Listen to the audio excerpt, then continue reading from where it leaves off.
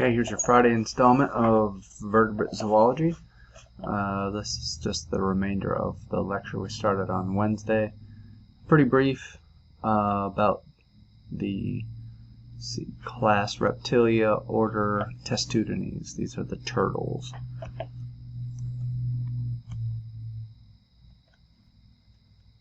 About 350 species. So relatively minor in terms of the species richness. If we think back, frogs, I think there were 4,000 or 5,000. There were even more salamanders than there are turtles. Areas with high richness, really actually the southeastern United States has a high richness of turtles, and then South Asia too. China, India, Thailand, Burma, these kind of places have probably the highest richness of turtles. Let's see, 200 million year old fossils, and since then really not a lot of change. We'll see there's probably related to this relatively low species richness is this idea that that the shell makes it difficult for turtles to adapt. There's not too many different lifestyles you can have when you're carrying around this big bony shell with you. It can be aquatic or live on the land and be a burrower. Mix of retained plesiomorphy, again these are ancestral traits, and then unique apomorphies, or these synapomorphies, shared derived characters. So turtles are both very ancestral, and again this goes back to this little change since the first turtles were born, but then there are these small tweaks and changes, unique synapomorphies. Sort of defined by their shell. Shell can be broken down into the top part, which is the carapace, the bottom part, which is the plastron. Dorsal shell, ventral shell. Okay, they're both made out of dermal bone, and for many years it was kind of a mystery about the embryonic origin of the shell. And the story all along, all of the story about where tetrapods arose, the story about where jaws came, it's always almost always the modification of an existing structure. Okay, so there has to be something there that can be modified. The genes for this structure can be changed, can be amplified, they can be duplicated, they can be turned on longer, they can be turned on shorter, they can be silenced. Sometimes genes are silenced. In this case, the structure that is modified would be the ribs, right? And we'll see this in the next diagram. It's quite clear that the carapace evolved from ribs, and the plastron looks like the clavicle part of that pectoral girdle was modified into the plastron. Okay, and these two structures are almost always fused together, and sometimes soft, like the spiny softshell has a soft, flexible carapace, and then in some of our turtles the plastron is hinged, like box turtles and some of the stink pods. Okay. The vertebrae are attached to the shell, and the girdles are found within the shell. Okay. Not all turtles can draw their head and legs into the shell. There are some that there's a little channel on the side of the shell where their head fits in. Snake-necked turtles. So look at the development of a turtle. This is pretty wild to look at. See, very early in development we see the pelvic girdle. These would be caudal vertebrae, sacral, thoracic, cervical vertebrae. See the ribs as extensions from individual vertebrae. As they grow, they become covered with dermal bone, and then the individual ribs continue to grow and fuse together to form the central part of the carapace.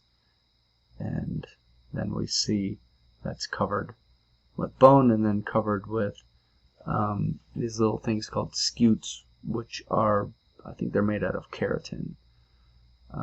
Those are the little flaky things that come off of the bony part when the turtle dies. So clearly the shell is a modification of the rib cage. Okay. There's the carapace on the top. Plastron's been cut away here to reveal the vertebral column, which is fused right with the shell. It's one and the same, really, the vertebral column and the ribs here. And here are the individual elements of the pectoral and the pelvic girdle.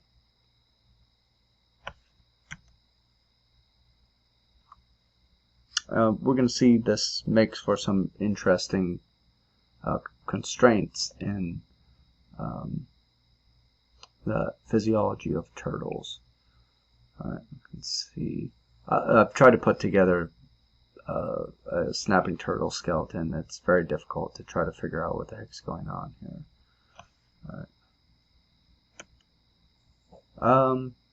Because of this fusion of the ribs, normally most vertebrates with lungs, when they breathe, if they're not using the rib cage as a bellows to pump air in and out, at least the rib cage needs to be able to move.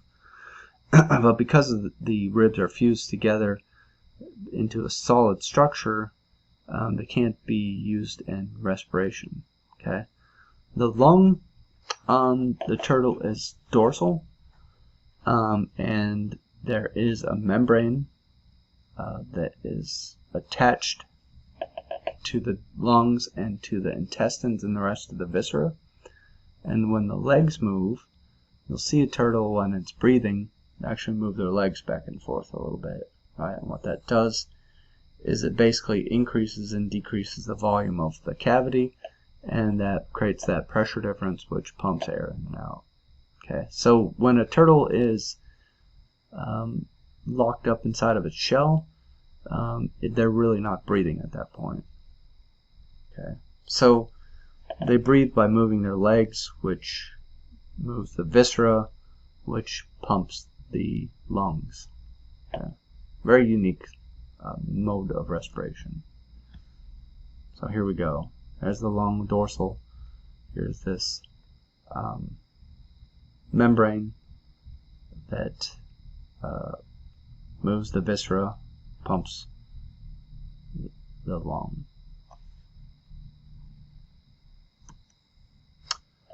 Another aspect of turtles is their extreme longevity. See, they basically have a very slow metabolism and they age very, very slowly.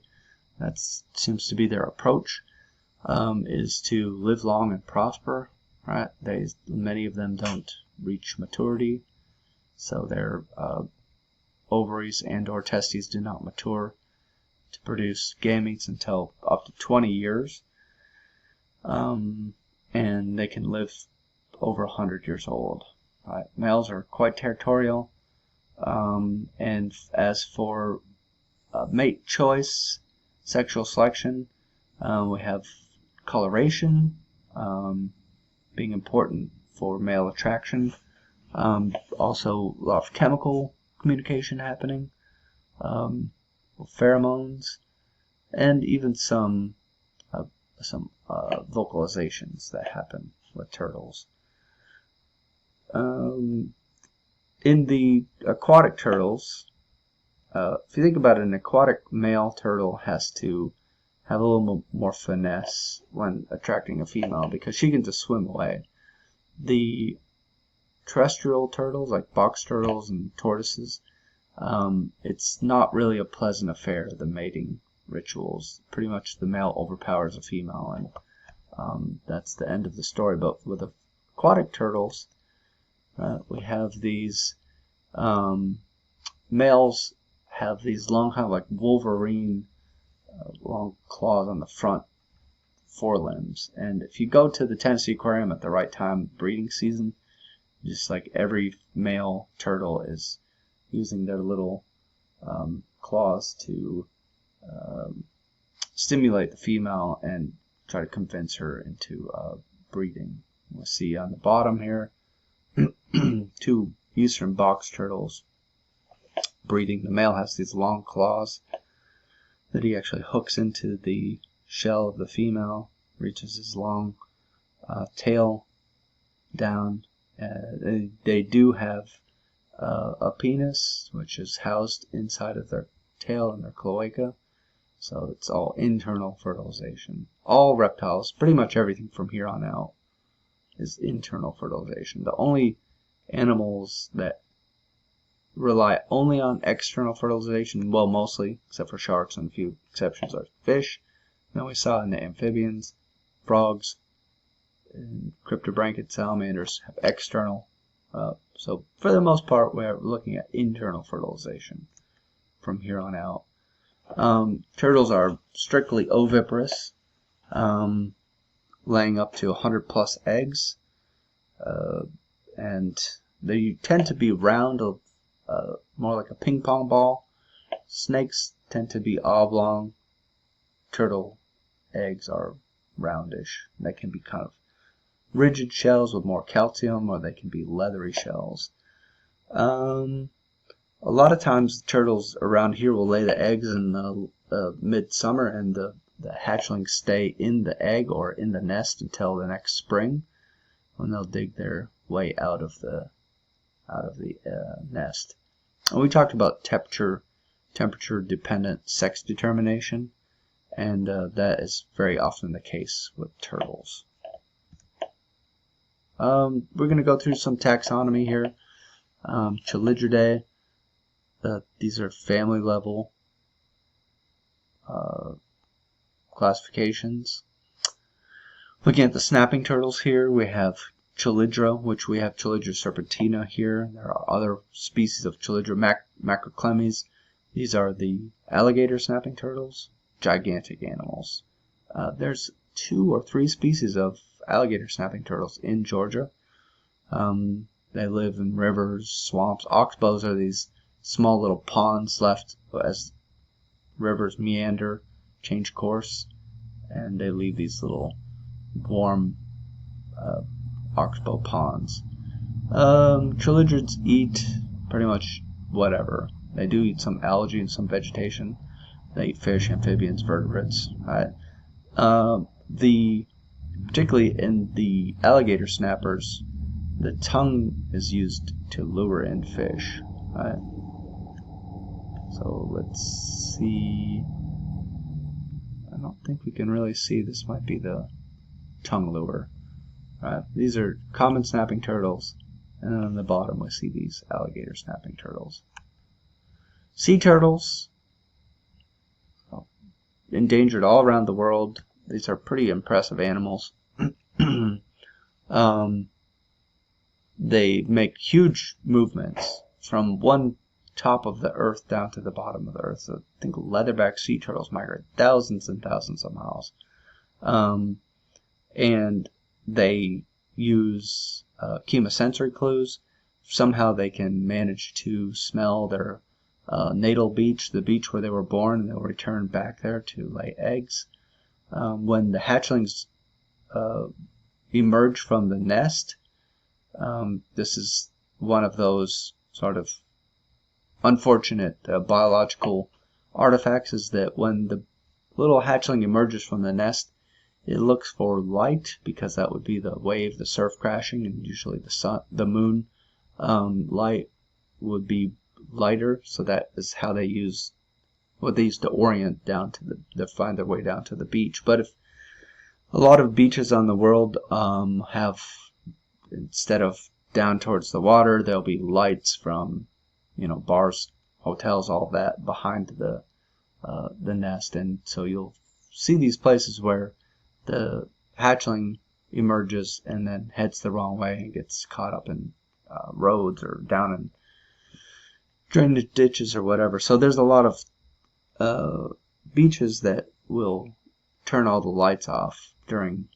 hatching season. Or when I lived in Aruba, there was a group of volunteers that would gather. They'd watch the nest until it hatched, and then when it hatched, they would go with flashlights and lure the little hatchling down into the ocean. Very cool stuff. Yeah, so I should have been talking about that on this slide. But again, this ambient light from human-made sources can be really confusing to these sea turtles. Testudines, these are the stink pots, musk turtle, mud turtles. We have several species here. We do have Testudines subrubrum, the eastern mud turtle. We have Sternotheris minor, and we have Sternotheris peltifer. We have Sternotheris odoratus. These are smallish turtles. They live, again, same kind of habitats, and they pretty much live in the water, down on the bottom of the ponds. Very common on our campus. Let's see some pictures of them. Here is our mud turtle. It's probably both musk turtles. There's one flattened musk turtle that's only found in these counties in north central Alabama. Trinitids, the soft-shell turtles, found in Africa, but really reached some high diversity in North America and in Asia. Bizarre looking creatures here. Reduced ossification of the shell. So in other words, not a lot of calcium and minerals, bony elements in the shell. It's more kind of leathery, hence the name soft shell. Rarely emerge from the water. Only pretty much the nest. They live down in the sand, and they stick their little head out. The little nose has a snorkel-like tip, and they just sit down there and zap fish as they swim by. There's some. We have the spiny soft shell. The spiny comes from these little knobs at the front of their shell here. But there's all kind of Gulf Coast soft shells and smooth soft shells and Florida soft shells and lots of species. The biggest, locally at least, the biggest family of turtles are the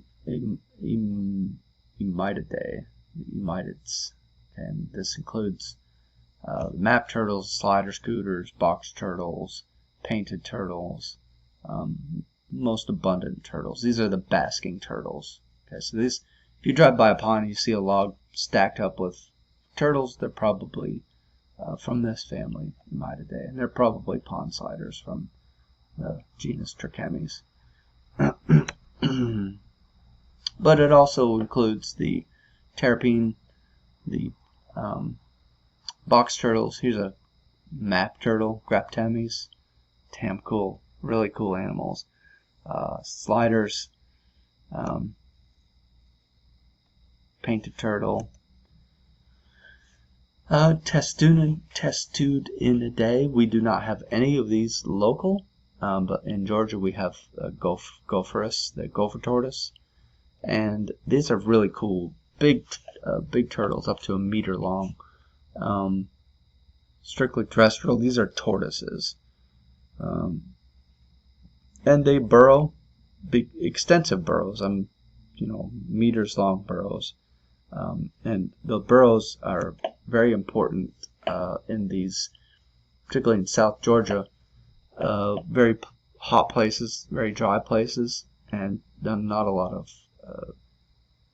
places to get in out of the heat. And so gopher tortoise will dig these giant burrows, and there's been dozens, if not hundreds, of species of other animals found, from insects to amphibians like gopher frogs. One of the most important habitats is gopher tortoise burrows, And then a lot of snakes, indigo snakes, diamondback rattlesnakes, two very rare animals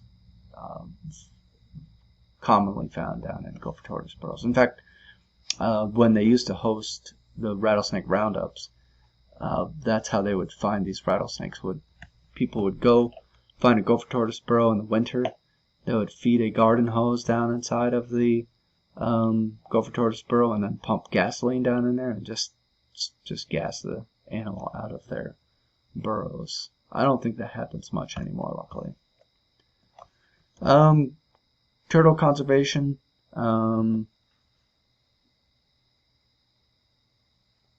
Yeah, there's a significant proportion of our turtles are listed as threatened or endangered by the U.S. Fish and Wildlife Service. Many of those have small ranges, maybe just one or two river systems, and turtles are harvested for their meat, damaged in boating accidents, caught on long lines, caught in nets. A lot of these things are still harvested commercially, like snapping turtles. People really like to eat snapping turtles.